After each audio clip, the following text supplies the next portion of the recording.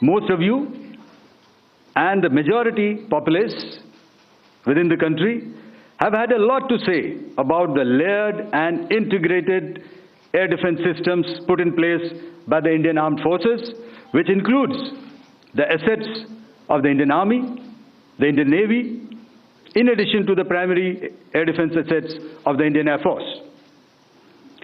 As you all are well aware, this robust AD system comprises of a large variety of multi-layered AD sensors and weapon systems, from point defense weapons like the low-level air defense guns, shoulder-fired man-pads, and short-range surface-to-air missiles or SAMs, to area defense weapons like the air defense fighters and longer-range surface-to-air missiles within our inventory.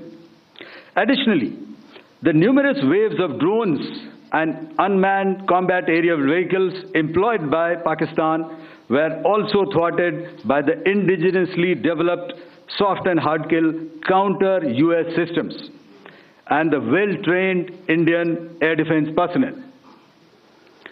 All this was brought together as an efficient and effective AD environment by the Integrated Air Command and Control System, or the ISCCS of the Indian Air Force, which accords us the net-centric operational capability which is vital to modern days warfighting. While much has been said and written about the newer systems, I would like to place on record the performance and efficacy demonstrated by even the older battle-proven AD systems like the Pechora, the Osa AK, and the LLAD guns in countering the Pakistani threat vectors in the current operations. They were all modern generations, but these battle-proven systems stood the test of time and took them on head-on. Another highlight has been the stellar performance of the indigenous air defense weapon system like the Akash system. Here, ladies and gentlemen, I would like to mention that putting together and operationalization of this potent AD environment has been possible over the last decade due to unwavering budgetary and policy support provided by the Government of India in acquiring state-of-the-art equipment and weapon systems. Some of the results achieved in countering the enemy threat vectors over the last week are now being shown on the screen. Shown on the screen is the probable enemy PL-15 missile, which is of Chinese origin. This missile has missed its target, and you can see the pieces now which are available with us. Another weapon system or weapon which was found was the long-range rocket, the pieces of which you can now see on the screen.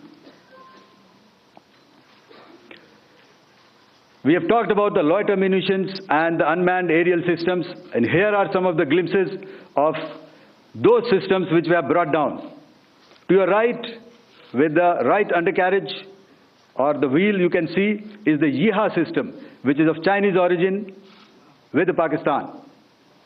You can see some quadcopters, and you can see one odd Sonka drone hanging by the wire. All these have been brought down by our trained crew and air defense systems.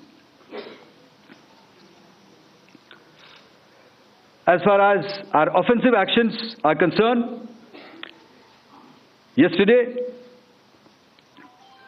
I had already shared some details about the targets engaged by the Indian Air Force. The composite picture of the Indian Air Force targeting so far is now shown on the screen. As you can see, we have targeted the length and breadth of the adversary. I'm sure most of you would have already seen the effect of these strikes on ground, courtesy the large number of videos and photographs being circulated in the media. A few representative examples from the open source are now being shown to you on the screen. In fact, two of them. This is the strike on the Noor Khan Air Base. And you can see the effect I'm sure most of you have seen the video. I have also picked it up from your sources only. And this is the aftermath of our strike at Raimiar Khan Air Base. You can see the massive crater that it has left on its runway. And you can see the pinpoint accuracy of our weapons.